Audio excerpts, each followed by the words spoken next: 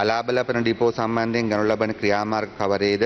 ඒ ක්‍රියාමාර්ග 11ක් පමණ තිබෙනවා. මම ඒක කියවන්නම්. එක දුර්වල කළමනාකාරීත්වයේ සහිත ඩිපෝ කළමනාකරුවන් ඉවත් කර දක්ෂ ඩිපෝ කළමනාකරුවන් අදාළ ඩිපෝවට පත් කිරීම, උපරිම කාලසටහන් ප්‍රමාණයක් ධාවනය කිරීම, බස් රථ ධාවන ප්‍රමාණය වැඩි කිරීම, මගින් දැනුවත් කිරීම අරමුණු ඉටු කර ගනිමින් වංචනික ක්‍රියාවම කිරීම, සේවක අභිප්‍රේමණය සඳහා වැටුප් සංශෝධනය කිරීම, සේවකයන් දැනුවත් කිරීමේ පුහුණු වැඩමුළු පැවැත්වීම, සෑම ඩිපෝවක් සඳහාම දෛනික ආදායම ඉලක්කයන් ලබා දීම, බස් රථවල ඉන්ධන පරිභෝජනය ඵලදායී ලෙස කළමනාකරණය කිරීම, මිලදී ගන්නා භාණ්ඩවල ප්‍රමිතිය නිරන්තර පරීක්ෂා ලක් කිරීම, සෑම විටම ඩිපෝවේ ආදායමට ගැලපෙන පරිදි වියදම් පාලනය කිරීමට අවශ්‍ය ක්‍රමවේදයන් සහ උපදෙස් ලබා දීම, මාසික ගිණුම් වාර්තා පරිශීලනය කරමින් ඉදිරි කළමනාකරණ සිදු කිරීම, මණ්ඩලයේ සතු බස් රථ සංඛ්‍යාව 7137යි, ධාවනයේ යෙදෙන බස් රථ සංඛ්‍යාව 5182යි, ධාවනයෙන් ඉවත් කර ඇති බස් රථ සංඛ්‍යාව 1955යි. තුමා 1955ක් මේ වන විට බස් රථ ධාවනයෙන් ඉවත් කරලා තියෙනවා. ඒතර මේ සම්බන්ධයෙන්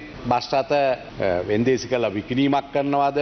ගම්වල ඩිපෝ වල දැකලා තියෙනවා මතුමා බැටරිය එකක බැටරිය නැති වුණාම බැටරිය තමයි නැත්තේ. බැටරිය දාන්න නැතුව ඒ බස් එක තියෙනකොට ඒකෙන් කොටස් ටිකක් අරගෙන තව එකකට ගලවලා දානවා. එහෙමම අවසානයේදී බස් එක කෑලි වලට ගලවන තත්ත්වයටපත් වෙනවා. ඉතින් ඒ නිසා මේ සම්බන්ධයෙන් ගන්නා වූ ක්‍රියාමාර්ගය මොකක්ද කියන එක ඔබතුමාගෙන් දැනගන්න. අංගම කියන ආයතනය මේ ප්ලෑන් ඩිස්ට්‍රක්ෂන් එකක් කරපු ආයතනයක්. ඒකේ කළමනාකාරීත්වය සහ ඩිපෝ පරිපාලනය කියන ඒවා අති විශාල මට්ටමකට විනාශ කරලා තිබෙන්නේ. ඒ නිසා දැනට අපි ඔය බස් වලින් 200ක් හදන්න පුළුවන් ඒවා කෙටි කාලෙම අවුරුදු කාලය තුලදී ප්‍රතිසංස්කරණය කරලා ඉදිරිපත් කරන්න බලාපොරොත්තු වෙනවා.